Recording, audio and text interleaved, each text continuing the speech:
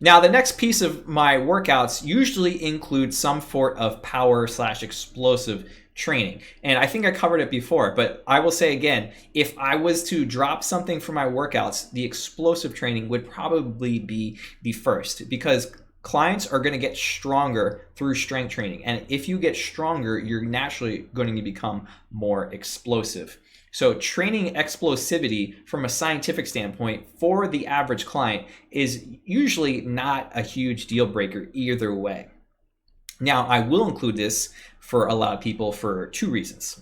Number one is, as we age, we lose the ability to generate force. And for a 20, 30, usually even 40 or 50 something, this is not really a big worry.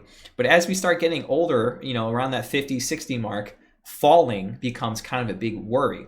And if someone if you trip on a sidewalk as a 20-year-old, it's not a big deal. You feel stupid because you trip, but whatever, you go on with your day. 50, 60, 70-year-old trips on a sidewalk, it's a very scary moment because they could fall and possibly break a hip. So including power training is important from that physiological standpoint. But again, if they're getting stronger, their ability to generate force is already going to be trained. So it might be something that you want to drop, just kind of depending on your time, constraints, the specific clients, and that type of stuff.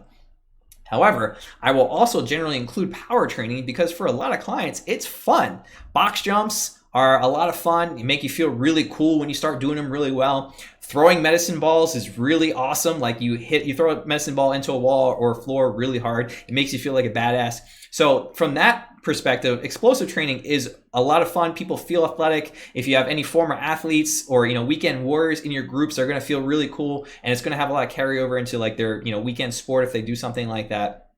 So it's also a big fun factor and something to include. Also, from a bit of a practical standpoint, if you have clients that are looking to get stronger, like that is, maybe they're not power lifters, or maybe they are power lifters and they're just looking to increase strength.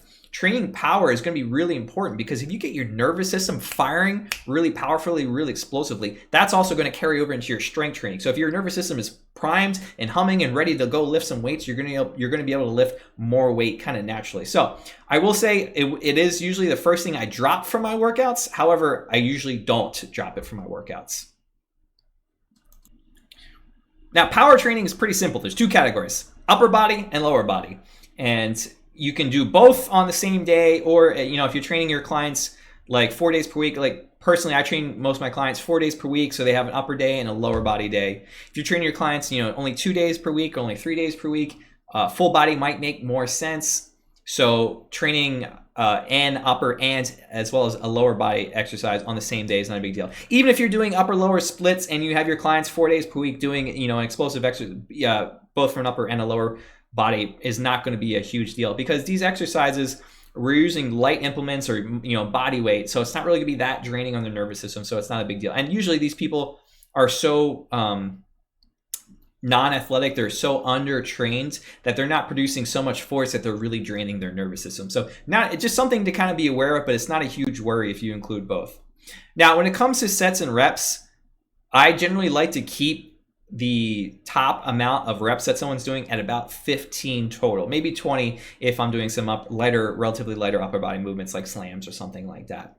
But generally 15 kind of total reps. And for jumping, I might drop that a little bit lower, again, just depending on the client's level, their abilities, and that type of stuff. But again, just like with the warm-up exercises and the dynamic exercises, you'll have kind of categories to kind of see how you can fit this into the workouts and see all sorts of different examples that you can use for your clients.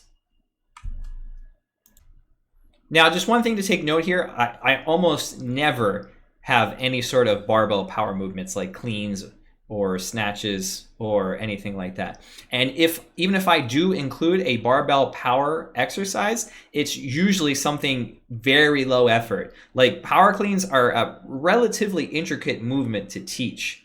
So it'll usually be something like a high pull or clean pull or something like a hang snatch, because snatches are very light and there's not really much to teach with them other than just throw it over your head. Most of your clients that you're going to want to use that with will understand that pretty intrinsically. So this is very sparingly used, only with like the most advanced kind of advanced average clients, or clients who are former athletes who already have a pretty decent basis when it comes to something like a power clean. I usually won't use these too much. And again, I'll use these very sparingly depending on the clients and their ability levels.